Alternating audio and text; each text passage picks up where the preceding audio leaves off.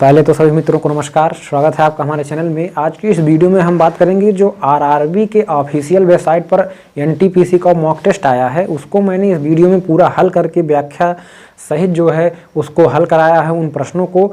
तो आप इस वीडियो पर बने रहिए, पूरे प्रश्नों का हल और उससे संबंधित जितने भी इम्पॉर्टेंट चीज़ें हैं उसको भी बताया है। तो आप सभी का स्वागत है हमारे चैनल में। एक बार पूरा वीडियो जरूर देखिए। अगर आप आरआरबी और ग्रुप डी का एग्जाम देने जा रहे हैं, आप तैयारी में लगे हुए हैं क्योंकि कल से ही एग्जाम है, तो आप एक बार पूरा वीडियो जरूर देखिए। और अगर आपने मॉक टेस्ट नहीं दिया है तो आरआरबी के ऑफिशियल वेबसाइट पर जाकर मॉक टेस्ट जरूर दीजिए। लिंक मैं डिस्क्रिप्शन में दे रहा हूँ, एक बार जरूर दीजिए साथियों, क्योंकि उससे आपको एक्सपीरियंस मिलेगा और उसी से रिलेटेड जितने भी प्रश्न मॉक टेस्ट में पूछे गए हैं उसी आधार पर और उसी से रिलेटेड ही प्रश्न पूछे जाएंगे परीक्षा में। तो अगर आप एक बार जो है उस आरआरबी के एनटीपीसी के जो है मॉक टेस्ट को देते हैं तो आपके लिए जो है बहुत हेल्पफुल होगा और एग्जाम में आप जो है अच्छे से प्रश्नों को हल कर ले जाएंगे। तो पहले तो सभी मित्रों को जो कल से एग्ज़ाम देने वाले हैं, क्योंकि पहला फेज जो है 13 तारीख तक चलने वाला है, 13 जनवरी तक, तो उसमें जितने भी स्टूडेंट शामिल हो रहे हैं उनको मेरी तरफ से बहुत सी शुभकामनाएं। उनका एग्ज़ाम अच्छे से हो और ठंड भी थोड़ा है तो आप अच्छे से सतर्कता से जाइएगा ताकि जो है कोई दिक्कत ना हो आपको, और पूरे मनोबल के साथ एग्ज़ाम देने जाइए क्योंकि सफलता जरूर मिलेगी। इसी विश्वास के साथ एग्ज़ाम देने जाइए। एक प्रश्न पूछा गया था, मॉक टेस्ट में पूछा गया है कि जो है लैक्टिक एसिड का सोर्स यानी कि सबसे अधिक मात्रा में किसमें पाया जाता है, तो उसमें ऑप्शन था दही, तो मैंने ये ऑप्शन लगा दिया सही। तो इसी प्रकार आप देख सकते हैं इसका भी पूछ सकता है, साइट्रिक एसिड जो का सोर्स जो है किसमें अधिकता में पाया जाता है, किस चीज़ में। तो ऐसे प्रश्न जो है आएंगे घुमा फिरा के, क्योंकि ये मॉक टेस्ट में पूछा गया है तो जरूर एसिड से एक प्रश्न तो जरूर मिलेगा आपको। लगभग हर एग्जाम में, हर दिन के एग्जाम में पूछा जाएगा कि जैसे पूछ लिया जाएगा साइट्रिक एसिड का सोर्स क्या होता है, किसमें अधिकता में पाया जाता है। तो मैंने इसको बताते हुए ये सभी चीज़ें आपको इस वीडियो में कवर किया है। तो इस वीडियो में हम केवल जनरल अवेयरनेस के क्वेश्चंस को स्क्रीन पर पूरी व्याख्या के साथ पढ़ेंगे। अगली वीडियो में आपको मैथ और रीजनिंग के भी क्वेश्चन मिलेंगे मेरे चैनल पर। तो अगर आप जो है मेरे चैनल पर बने रहिए तो आपको मैं ग्रुप डी और जो है एनटीपीसी के बढ़िया से बढ़िया आपको क्वेश्चन बताऊंगा। पहले तो मॉक टेस्ट हल करके आपको पूरी व्याख्या से और उससे रिलेटेड क्वेश्चन जो भी बन रहे हैं उनको मैं हल कराऊंगा। तो आप एक बार पूरा वीडियो जरूर देखिए और सब्सक्राइब कर लीजिए हमारे चैनल को और बेल आइकन को प्रेस कर दीजिए ताकि अगला जो मैं वीडियो डालूँ मैथ और रीजनिंग के तो वो भी आपको तुरंत मिले। तो चलिए शुरू करते हैं। एनटीपीसी के मॉक टेस्ट में पहला प्रश्न था, नवंबर 2020 तक प्राप्त जानकारी अनुसार भारत के मुख्य चुनाव आयुक्त कौन हैं? तो कौन है? सुनील अरोड़ा जी। पहला ऑप्शन आपका सही हो जाएगा। तो मैंने देखा कि करंट अफेयर्स से जो है सितंबर, अक्टूबर और नवंबर महीने का पूछ रहा है, जिनका एग्जाम 13 जनवरी तक है, तो उसमें जो है दिसंबर महीने का करंट अफेयर्स नहीं पूछ रहा है। 13 जनवरी के बाद जो एग्जाम होंगे उसमें दिसंबर के भी करंट अफेयर्स आ सकते हैं। तो आप अभी केवल सितंबर, अक्टूबर और नवंबर का याद करिए। अगला प्रश्न है, निपाह एक खाली स्थान है, तो निपाह एक क्या है? एक वायरस है। ये ऑप्शन आपका सही हो जाएगा, दूसरा ऑप्शन। तो इसी प्रकार आप चक्रवात के कुछ नाम याद कर लीजिए, कुछ वायरस के नाम याद कर लीजिए ताकि अगर पूछा जाए उनका नाम देकर कि ये क्या है तो आपको तुरंत पता चल जाए। तो ऐसे क्वेश्चन आप देख सकते हैं। आगे देखते हैं मॉक टेस्ट का अगला प्रश्न। फ्रेंच ओपन 2020 टेनिस टूर्नामेंट का पुरुष एकल खिताब किसने जीता? तो पुरुष एकल खिताब किसने जीता था फ्रेंच ओपन 2020 टेनिस टूर्नामेंट का? तो आपका दूसरा ऑप्शन सही हो जाएगा, राफेल नडाल ने। कब जीता था? 11 अक्टूबर 2020 को जीता था। तो ये जो है फ्रेंच ओपन 2020 टेनिस टूर्नामेंट जो है ये इस 124वां संस्करण है। किसका? फ्रेंच ओपन टेनिस टूर्नामेंट का 124वां संस्करण था 2020 में। तो ये भी पूछा जा सकता है, आप याद कर लीजिए। अगला प्रश्न देखिए, EOS 01 क्या है? तो ये बहुत इंपॉर्टेंट क्वेश्चन है। भारत द्वारा प्रक्षेपित उपग्रह है। क्या है? EOS 01 क्या है?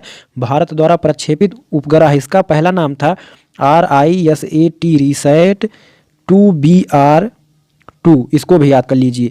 यह जो है बादल, मौसम, कोहरे, धूप का इस पर जो है असर नहीं पड़ता है। यह मॉडर्न जो है अभी छोड़ा गया था जल्दी ही। अगला प्रश्न देखिए, कुचिपुड़ी नृत्य की उत्पत्ति कहाँ हुई? क्या कुचिपुड़ी नृत्य की उत्पत्ति कहाँ हुई? तो कौन सा ऑप्शन आपका सही हो जाएगा साथियों? आंध्र प्रदेश में। आपका तीसरा ऑप्शन सही हो जाएगा, आंध्र प्रदेश में। तो इसका नाम जो है कृष्णा जिले के कुचिपुड़ी गांव के ऊपर रखा गया है। क्या? कृष्णा जिले के कुचिपुड़ी गांव के ऊपर रखा गया था और यह किस प्रदेश में होता है? आंध्र प्रदेश में। तो नृत्य के ऊपर आप जो है कुछ क्वेश्चंस को देख लीजिए। मैं अभी आगे कल इस पर नृत्य के ऊपर वीडियो बना दूंगा कि कौन कौन से जो महत्वपूर्ण नृत्य हैं जो एग्जाम में पूछे जाते हैं वो कहाँ से संबंधित हैं। अगला प्रश्न देखिए, आंध्र प्रदेश की नई राजधानी है। कौन है आंध्र प्रदेश की नई राजधानी? अमरावती। कौन है? ऑप्शन बी आपका बिल्कुल सही हो जाएगा, अमरावती। इसके पहले कौन थी? हैदराबाद। हैदराबाद ऑप्शन ए इसके पहले थी और जो नई राजधानी है वो अमरावती है। अगला प्रश्न देखिए, भारत का स्टैचू ऑफ यूनिटी किसके निकट स्थित है? तो ये किसके निकट है? सरदार सरोवर बांध के निकट। किसके निकट है? सरदार सरोवर बांध के निकट। पहला ऑप्शन आपका बिल्कुल सही हो जाएगा। ये नर्मदा जिला है और गुजरात राज्य है और भारत में है। किसमें? गुजरात राज्य में है। जिले का नाम है नर्मदा और सरदार सरोवर बांध के निकट जो है स्थित है भारत का स्टैचू ऑफ यूनिटी। अगला प्रश्न देखिए, पिसी कल्चर शब्द किससे संबंधित है? तो ये आपका दूसरा ऑप्शन बिल्कुल सही हो जाएगा, मत्स्य पालन से संबंधित। किससे? मत्स्य पालन से। इसी प्रकार मधुमक्खियों से संबंधित और पक्षी पालन को क्या कहते हैं, ऐसे शब्द आप जो है सर्च करके याद कर लीजिए। इसके ऊपर जो है एक नई वीडियो बनानी पड़ेगी तो आपको मिल जाएगा आगे। अगला प्रश्न देखिए, किलोवाट घंटा। क्या किलोवाट घंटा किसकी इकाई है? तो आपका ऑप्शन सही हो जाएगा दूसरा, बिल्कुल ऊर्जा की। किसकी? ऊर्जा की इकाई है। तो ऐसे प्रश्न आप देखिए जो है मॉक टेस्ट में पूछे जा रहे हैं, तो इसी से संबंधित जो है प्रश्न सभी जो एग्जाम होने वाले हैं एनटीपीसी के सभी दिन में पूछा जाएगा, सभी दिनों में। तो इससे बाहर कुछ भी नहीं आएगा। तो ऐसे ही प्रश्नों को, ऐसे ही जो है चीज़ों को आप याद करिए जो यहाँ पर मॉक टेस्ट में पूछा गया है। तो इससे फालतू कुछ भी नहीं पूछा जाएगा।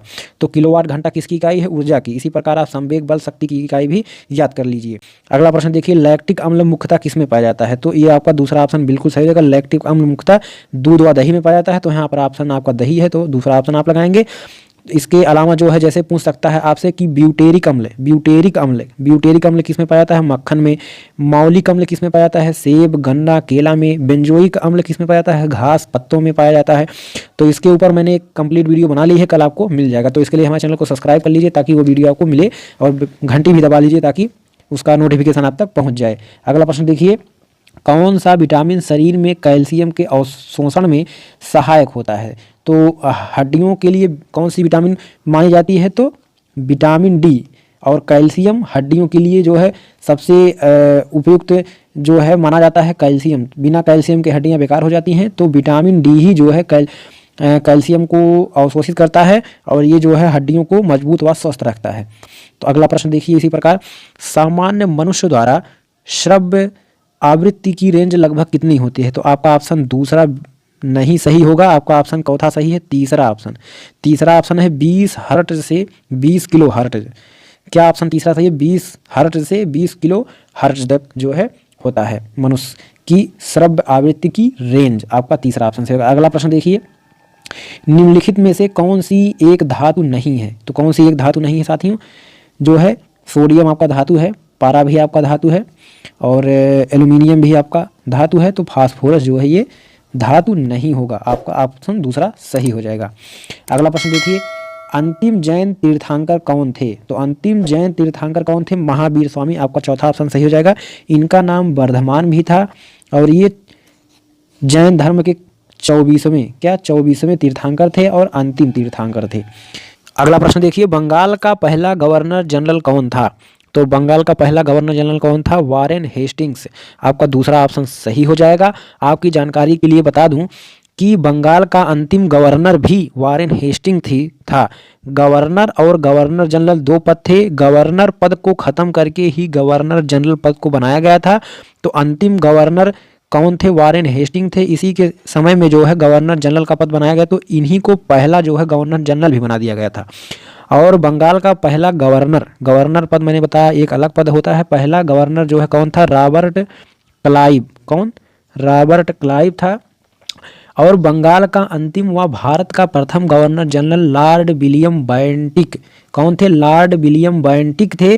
कौन थे? भारत का प्रथम व बंगाल का अंतिम गवर्नर जनरल। भारत का प्रथम वायसराय कौन था? लॉर्ड कैनिंग था। कौन? Lord Canning. तो इन सबको याद कर लीजिए, आप लिख लीजिए। अगला प्रश्न देखिए, निम्नलिखित में से किसे सीमांत गांधी के नाम से जाना जाता है? तो आपका ऑप्शन चौथा सही हो जाएगा। खान अब्दुल गफ्फार खां को जो है सीमांत गांधी के नाम से जाना जाता था, क्योंकि इन्होंने भारत की आज़ादी में जो है गांधी जी की तरह ही काम किया था। ये सीमांत प्रांत व बलूचिस्तान के महान राजनेता थे। अगला प्रश्न देखिए, निम्नलिखित में से कौन से राज्य की सीमा नेपाल से नहीं लगी हुई है? तो आपका कौन सा उत्तर सही हो जाएगा साथियों? नेपाल से नहीं बना। असम। आपका दूसरा ऑप्शन बिल्कुल सही हो जाएगा। आपको बता दूं कि उत्तर प्रदेश, उत्तराखंड, सिक्किम, पश्चिम बंगाल, बिहार, ये जो है इतने राज्य जो है नेपाल के साथ सीमा बनाते हैं, तो इनको याद कर लीजिए। तो इसके अलावा जो अन्य राज्य रहेगा वो नेपाल के साथ सीमा नहीं बनाएगा। तो इसी प्रकार आप जो है कौन चीन के साथ सीमा बनाता है, पाकिस्तान के साथ सीमा बनाता है, उसकी ट्रिक आपको नीचे वीडियो की डिस्क्रिप्शन में मिल जाएगी, वहाँ से आप जाकर देख लीजिए। ये भी अगर नेपाल के साथ पूछा गया है तो आपके एग्जाम में पाकिस्तान के साथ कौन सा राज्य सीमा नहीं बनाता भारत का, चीन के साथ, ऐसे प्रश्नों को जरूर पूछा जाएगा। तो आप नीचे लिंक जो है डिस्क्रिप्शन में मिलेगा, उन वीडियो को भी देख लीजिए, ट्रिक से याद कर लीजिए। अगला प्रश्न देखिए, निम्नलिखित में से कौन सा बांध कृष्णा नदी पर निर्मित है? तो कौन सा बांध कृष्णा नदी पर निर्मित है? नागा अर्जुन सागर बांध जो है कृष्णा नदी पर निर्मित है। और कृष्णा नदी पर आपको जानकारी के लिए बता दूं कि 2 बांध बने हुए, एक श्री शैलम नामक स्थान है। कौन सा स्थान है? श्री शैलम नामक स्थान है, वहाँ पर श्री शैलम बांध बना हुआ है। और अगला है नागा अर्जुन पहाड़ी पर, जिसे नागा अर्जुन सागर बांध कहते हैं। और हीराकुंड, आपका हीराकुंड बांध जो है महानदी पर बना हुआ है, ये 15 किलोमीटर सबसे लंबा बांध है। 2000 अगला प्रश्न है, 2011 की जनगणना के अनुसार भारत में किस राज्य का लिंगानुपात सर्वाधिक है? तो किसका लिंगानुपात सर्वाधिक है? केरल का। आपका तीसरा ऑप्शन बिल्कुल सही हो जाएगा।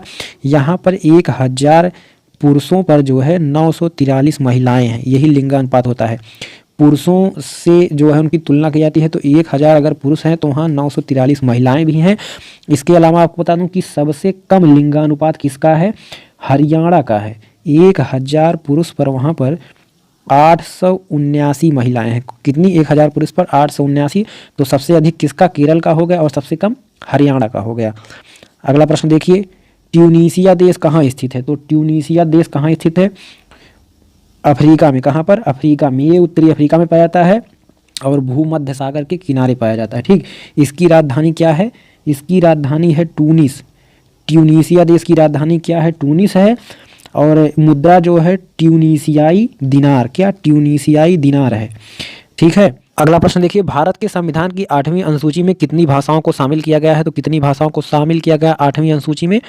22 भाषाओं को। ऑप्शन ए आपका तुरंत सही हो जाएगा। तो इसके अलावा जो है 7 और भाषाओं को शामिल किया गया था। 3 भाषाओं को 1992 में बाद में शामिल किया गया, और 2003 में भी 4 भाषाओं को शामिल किया गया था। टोटल कुल मिलाकर आपका अगर पूछा जाता है तो आपका 32 है, लेकिन अगर 8वीं अनुसूची में पूछा जाता है तो कितनी है? 22 हैं केवल। ठीक है। अगला प्रश्न देखिए, राज्यसभा के कितने सदस्य भारत के राष्ट्रपति द्वारा मनोनीत किए जाते हैं? तो कितने सदस्य मनोनीत किए जाते हैं? 12 सदस्य। ठीक है। संविधान के अनुच्छेद 80 में राज्यसभा के सदस्यों की अधिकतम संख्या 250 निर्धारित की गई है। कितना? अनुच्छेद 80 में राज्यसभा के अधिकतम सदस्यों की संख्या कितनी है? 250, यानी कि राज्यसभा में 250 अधिकतम सदस्य हो सकते हैं। ये क्वेश्चन भी पूछा जा सकता है। 12 राष्ट्रपति द्वारा मनोनीत किए जाते हैं, और 238 सदस्य जो है राज्यों के व संघ राज्य क्षेत्रों के प्रतिनिधि होते हैं। 12 राष्ट्रपति मनोनीत करता है और 238 जो है वे राज्यों के व संघ के प्रतिनिधि होते हैं। अगला प्रश्न देखिए, PSLV क्या है? PSLV क्या है? तो ये जो है भारत का उपग्रह प्रक्षेपण यान है। तो आपका कौन सा ऑप्शन सही हो जाएगा? आपका दूसरा ऑप्शन बिल्कुल सही हो जाएगा। ये जो है उपग्रह प्रक्षेपण यान है, यानी कि उपग्रह को ले जाने वाला यान जो होता है वो है, उपग्रह नहीं है यार। ध्रुवीय उपग्रह प्रमोचक रॉकेट इसे कहते हैं। PSLV ये भारत का 3य पीढ़ी का प्रमोचक रॉकेट है। यह पहला भारतीय प्रमोचक रॉकेट है जो दो द्रव चरणों से सुसज्जित है। अब तक इसके द्वारा 48 भारतीय उपग्रहों को व 209 विदेशी उपग्रहों का प्रमोचन किया जा चुका है 1994 से 2017 तक। ठीक। अगला प्रश्न देखिए, सतत विकास हेतु UN 2030 द्वारा निर्धारित सतत लक्ष्यों की संख्या कितनी है? तो आपका ऑप्शन तीसरा सही जगह 17 सतत विकास लक्ष्य और 169 उद्देश्य सतत विकास के लिए 2030 एजेंडा जो है एजेंडा के अंग है, जिसे सितंबर 2015 में संयुक्त राष्ट्र महासभा की शिखर बैठक में 193 सदस्य देशों ने अनुमोदित किया था। अगला प्रश्न देखिए, इंटरनेशनल मदर अर्थ डे कब मनाया जाता है? क्या इंटरनेशनल मदर अर्थ डे मनाया जाता है कब? 22 अप्रैल को। कब? आपका दूसरा ऑप्शन सही रहेगा, 22 अप्रैल को मनाया जाता है। इसी प्रकार आप कौन सा डे जो है किस तारीख को मनाया जाता है तो उनको याद कर लीजिए तो आपका अच्छा रहेगा। अगला प्रश्न देखिए, अक्टूबर 2020 तक प्राप्त जानकारी अनुसार निम्नलिखित में से कौन अंतर्राष्ट्रीय न्यायालय का भारतीय सदस्य है? International court of justice. तो कौन सदस्य है? आपका दूसरा ऑप्शन बिल्कुल सही हो जाएगा, दलबीर भंडारी हैं और इस समय भी हैं, क्योंकि ये देखिए अक्टूबर 2020 की बात कर रहा हूँ। मैंने आपको बता दिया कि सितंबर, अक्टूबर और नवंबर इसी तीनों महीने से करंट अफेयर्स पूछा जा रहा है, तो आप तीनों महीने के याद कर लीजिए। तो दलबीर भंडारी हैं जो है अंतर्राष्ट्रीय न्यायालय के जो है सदस्य हैं, और ये जो है 27 अप्रैल 2012 को निर्वाचित हुए थे, और पुनः जब निर्वाचन हुआ 5 साल बाद तो नवंबर 2017 में पुनः जो है इनको जो है निर्वाचित किया गया दूसरे कार्यकाल के लिए। तो ये अभी भी वर्तमान समय में हैं। तो अगला प्रश्न देखिए, कंप्यूटर के क्षेत्र में CPU किसका संक्षिप्त नाम है? इनमें में से बताना है किस, ये जो है इसका संक्षिप्त नाम CPU है, यानी का सीधा बता दें आपको CPU का फुल फॉर्म पूछा है तो आपका आंसर सही हो जाएगा। कौन सा आंसर? आपका दूसरा सही हो जाएगा, सेंट्रल प्रोसेसिंग यूनिट। क्या? सेंट्रल प्रोसेसिंग यूनिट, आपका दूसरा ऑप्शन सही हो जाएगा। तो इस प्रकार आप जो है कुछ फुल फॉर्म याद कर सकते हैं कुछ शब्दों के। अगला प्रश्न देखिए, नेशनल डिफेंस एकेडमी कहाँ स्थित है? क्या? नेशनल डिफेंस एकेडमी कहाँ स्थित है? तो खड़कवासला पुणे में स्थित है। ठीक, आपका तीसरा ऑप्शन बिल्कुल सही है, खड़कवासला पुणे में स्थित है, जो कहाँ पर है? महाराष्ट्र राज्य में। ठीक, अगला प्रश्न देखिए, भूतपूर्व इलाहाबाद बैंक का मुख्यालय कहाँ है? भूतपूर्व यानी कि पहले इलाहाबाद बैंक का, जो कुछ दिनों पहले था, अब बाद में बदल दिया गया इलाहाबाद बैंक का मुख्यालय, तो पहले वाला जो था वो कहाँ पर है? तो आपका जो है वो आपका पहला ऑप्शन सही जगह प्रयागराज में। पहले ये जो है इलाहाबाद बैंक यानी इलाहाबाद का नाम बदलकर प्रयागराज कर दिया गया, तो ये मतलब इलाहाबाद बैंक का जो मुख्यालय था वो इलाहाबाद में ही था, यानी कि आपका पहला ऑप्शन सही प्रयागराज में ही था। और 1865 में इसकी स्थापना की गई थी। अब इसका मुख्यालय कहाँ पर है? कोलकाता में है, लेकिन अब यह जो है इंडियन बैंक में विलय हो गया है, इलाहाबाद बैंक। ठीक, अगला प्रश्न देखिए, निम्नलिखित में से कौन सी भारत की सबसे लंबी रेलवे सुरंग है? तो भारत की सबसे लंबी रेलवे सुरंग क्या है? पीर पंजाल रेलवे सुरंग, आपका दूसरा ऑप्शन बिल्कुल सही हो जाएगा। पीर पंजाल रेलवे सुरंग भारत की सबसे लंबी रेलवे सुरंग है, या इसे कहते हैं बनिहाल रेल सुरंग, और ये जो है 11.215 किलोमीटर लंबा, लगभग 7 मील लंबी रेल सुरंग है, जो भारत में जम्मू और कश्मीर राज्य के बनिहाल कस्बे से उत्तर में हिमालय की पीर पंजाल पर्वतमाला से निकलती है। अगला प्रश्न देखिए, स्वच्छ भारत मिशन ग्रामीण का उद्देश्य खाली स्थान तक भारत को स्वच्छ तथा खुले में शौच से मुक्त बनाना था। कब तक था? तो ये आपका ऑप्शन सही हो जाएगा 2 अक्टूबर 2019। क्या? 2 अक्टूबर 2019 यानी महात्मा गांधी के जन्म दिन पर ये जो है उनके सपने को पूरा करने के लिए जो है श्री नरेंद्र मोदी ने जो है शुरुआत इसका किया था। कब किया था? 2 अक्टूबर 2014 को। महात्मा गांधी ने देश को तो आज़ाद करा लिया, लेकिन उनका जो सपना था कि देश को स्वच्छ बनाया जाए वो नहीं पूरा हो पाया था, तो उसी को पूरा करने के लिए 2 अक्टूबर 2014 को जो है नरेंद्र मोदी जी ने जो है इसकी शुरुआत की थी। तो उसका लक्ष्य था कि 2 अक्टूबर 2019 को, यानी कि 5 साल बाद जो है इसको पूरा कर लिया जाएगा, भारत को स्वच्छ बनाकर। तो यही था, तो आप याद कर लीजिए 2 अक्टूबर 2019। अगला प्रश्न देखिए, भारत सरकार ने निम्नलिखित में से किस पर ध्यान केंद्रित करते हुए 2015 में हृदय योजना का आरंभ किया था? तो किसको? तो 2030 तक भारत को हृदय रोग मुक्त बनाने पर। क्या? 2030 तक भारत को हृदय रोग मुक्त बनाना है, इसी को ध्यान में रखकर जो है हृदय योजना का आरंभ किया था। तो यही कुछ प्रश्न थे, इसी प्रकार आप देख सकते हैं, और इसी से संबंधित क्वेश्चंस को याद करिए। आगे कल आपको मैं जो है इसमें से जिन जिन को मैंने बताया है उन पर आपको पूरा जो है क्लियर और पूरी व्याख्या के साथ जो है डिटेल में आपको वीडियो मिलेगा, तो आप कल की वीडियो देखना ना भूलिएगा। और मैथ और रीजनिंग की जो वीडियो बच रही है मॉक टेस्ट का, उसको भी आपको जो मैं कल बताऊंगा। तो चैनल को सब्सक्राइब कर लीजिए, बेल आइकन को प्रेस कर दीजिए ताकि नई वीडियो तक पहुंच जाए। धन्यवाद।